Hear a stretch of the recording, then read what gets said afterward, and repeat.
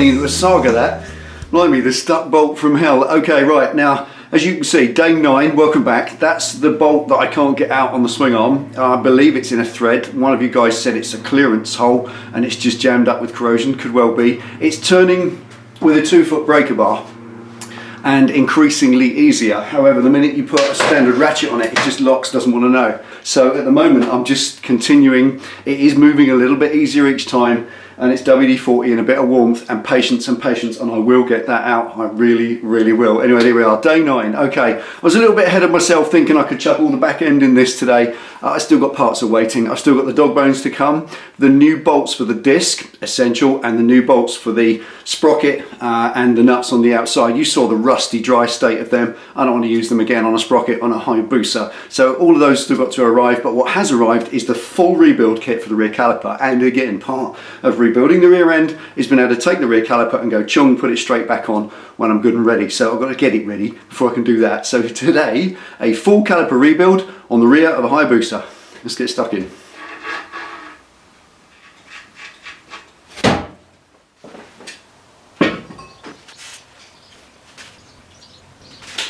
Proper preparation and all that. Right, one rear brake caliper, and now this and one nasty old ting. It really is. It's absolutely minging. It's got corroded fasteners all over it. The bleed nipples are properly rusted, as you saw them when I first got this bike. Everything iron had been rusted out completely, it was red dry with powdery rust. So I've got most of it off. I've been soaking the whole thing, all of the fasteners, over the last week in WD-40. Just keep topping it up to try and penetrate through over a course of time and give them half a chance of coming out. I've got replacements for every part of this except the casting, including the pistons, because they just look horribly rusted and nasty as well. So let's get it all apart. Let's rip it all into its separate component parts, lay it all out, and see how bad it is if it comes apart.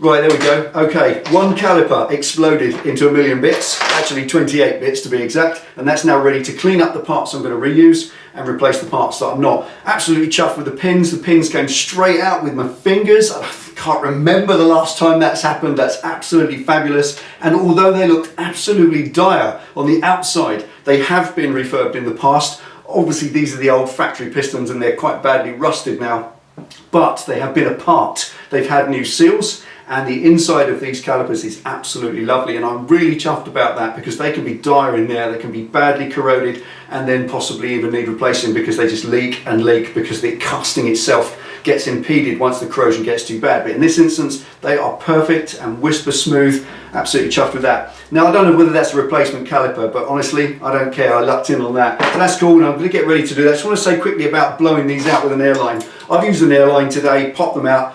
I used as low pressure as I could, and as you saw, it still popped them out into the other side of the garage. Be quite careful. I probably should have put a rag over there to catch the piston. They do come out at quite a rate. You can, if you haven't got an airline and a compressor, you can actually use a lilo pump. You know those little foot pumps you use for camping with a little pointed thing that goes into your airbed? You can use one of them. That'll pump them out with your foot, and that pumps the pistons out just the same. You don't have to worry. You can even use a grease gun. If you pop a grease gun, the standard ordinary grease gun that goes on a standard grease nipple, well, they also fit over your bleed nipples. So back them out a full turn, put a grease gun on and pump the grease in there, but they do get a bit of a mess inside then. Airline is great, or a lilo pump, whatever works for you. Anyway, there we are, that's enough waffle. Let's get all this cleaned up, the stuff I'm gonna use again, and then get all the stuff out that I'm gonna replace, lay it all out and see what we got.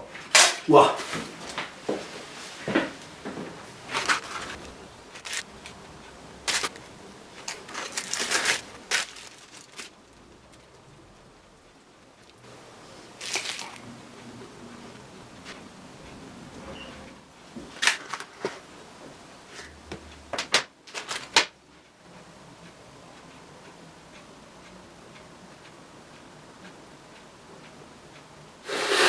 Right, there we go. Several items to reuse, so I need to get those cleaned up completely first so they're ready, and I can reassemble this caliper all into one heap.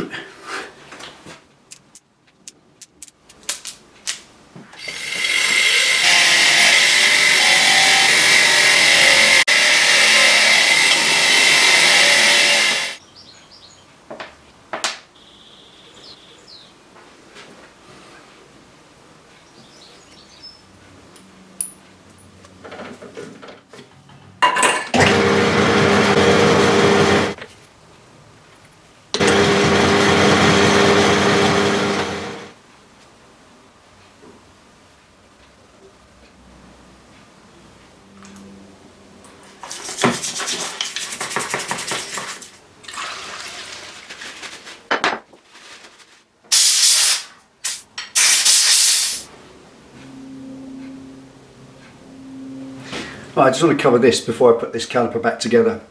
Pad pins. I think we all know that the push-in, non-screwable, straightforward push-in pad pins, brake pad retaining pins, that's these, they like to seize in place. They end up growing inside those holes and you never get them out. They're a blind hole. There's nothing you can do to get to the back of them, and they just have a little tiny wire clip in the front, and you're left to use pliers and whatnot to get them out, or as you do normally in most cases, if they're really seized in there, you break the two caliper halves actually apart and you take the top piece off and you have them stuck up like that. Then you can get a pair of grips on them, move them around and pull them out. But if they're really seized in there, you can actually snap them off flush, and then you end up with a world of hurt because you're not going to drill out a hardened pin in a soft aluminium casing. Not easily, really, not that size anyway. You're going to end up trashing that casting. So the easiest way is, if you ever do get them out, provided you get them out, and mine just popped out nice and easy because what I wanted to do in this video, someone's already beat me to it. You should drill them through. Now they're a blind hole, as I just said. They normally go straight in and they sit at a base inside, and there's normally nothing on the back. But use some common sense. They're a 4mm pin, so run a 3mm drill bit down through there. So it's smaller than the hole, which means that the pin still bases, it still seats as it should at its original base, but it also means that the hole goes all the way through now. And when those holes go all the way through to the other side of the casting, you can get a tiny little thin pin punch, put it in there and drive the pins out. So in the future, when you want to change pads, you haven't got to break the caliper halves in two to get them out. You can actually, with the caliper still built up, probably even still on the bike. In that way, you'll be able to go at the back of it, little pin punch in there, tap tap, and drive those pins out. It's an investment in future ease of servicing if you wish. So there it is, simple recap. Brake caliper pins, blind hole, 4mm, stick a 3mm drill bit down through the hole, through to atmosphere on both. Clean up the holes, and in future, you'll never have grief getting your pins out again. Ain't hard, is it?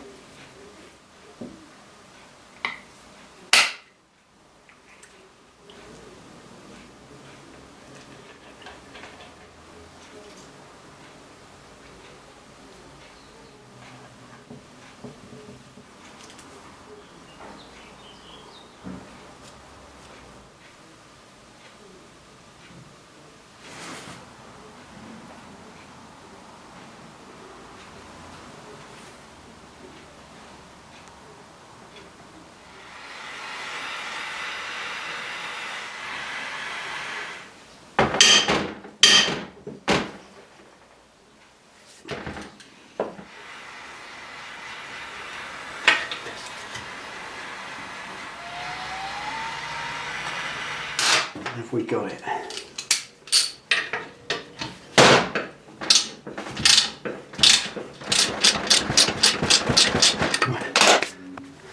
Right, whoever said there's no thread in there and it's a clearance hole, you're correct. There is no thread in there. It's turning, but it's not unscrewing.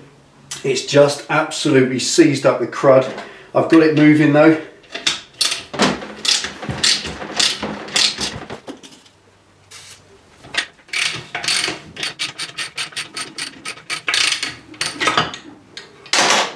Gotcha. There we go. Awesome.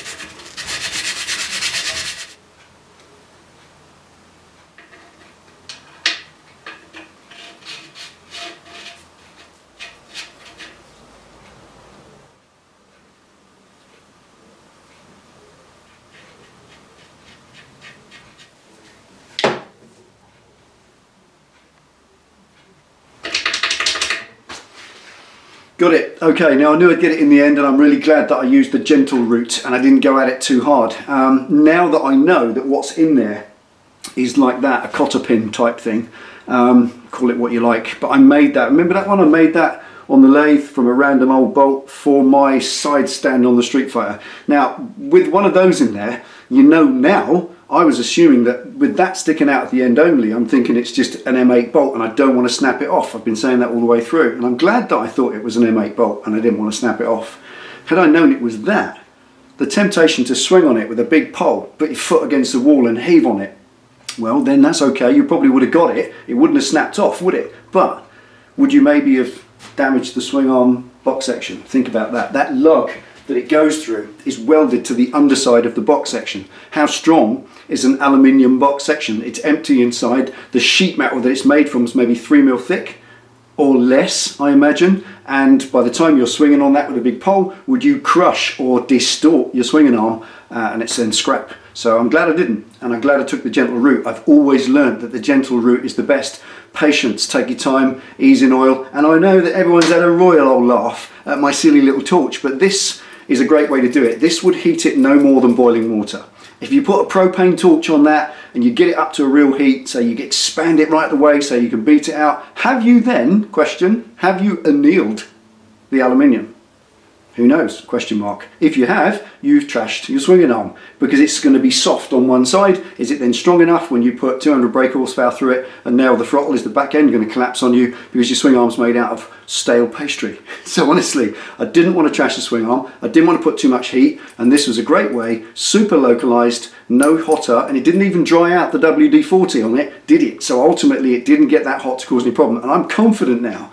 confident that I haven't damaged that in any way. And not only did I not anneal it, I didn't put too much force on it either to stress it or potentially crack it. And at the same time, I got the bolt out and I saved the bolt, because one of those, if you have to replace it, they're over £10 each. And I'm glad that I didn't. So there we are, that's that one done. Anyway, that's rear caliper. Stripped to right down its underpants, completely rebuilt, stainless steel pistons and brand new seals, everything reassembled, all lubricated, all torqued up, put back together, ready to slap straight back on the disc when I fit it. So I'm just waiting for some parts now. As I've already said, I want to reassemble the whole rear end when everything is here. I'm still waiting for the dog bones, they're on back order. I can't get from Wimoto, I can't get OEM ones, I can't get the standard length. They do longer ones, they do shorter ones, they do really cool Lucas ones, very special high quality ones, but a standard OEM dog bone, which is what I wanted, I've got them to get me one, so it's going to be back order about 8 or 9 days. So once that's here, and the disc bolts, because I'm bolting the disc on with brand new bolts, and the same goes for the sprocket as well. Because of the amount of rust on those fasteners, they're all being replaced. So all of those fasteners are still yet to arrive, along with the dog bones, and when they are, I can slap all that back end back in, along with my fancy brilliant caliper, all freshly rebuilt, and once all that's reassembled, I can move on to the front end. Now, as far as the hydraulics are concerned, I'm doing them bit by bit, but I am, in question to a few of you, I am going to rebuild all 3 master cylinders, the rear, the front on brake side, and the clutch side as well, and the clutch slave cylinder. So what, 1, 2, 3, 4, 5, 6, 7 hydraulic units will be completely rebuilt on this bike, so there's nothing left to chance. It's a fast bike and I'm going to make it into a fun project, but I don't feel confident getting involved in all the crafty stuff and all the daft stuff while I haven't dealt with the business stuff first. So that's what we're in the middle of. So there we are, that's the rear end, almost there, ready to assemble. Take it easy, ride safe. I'll see you next time.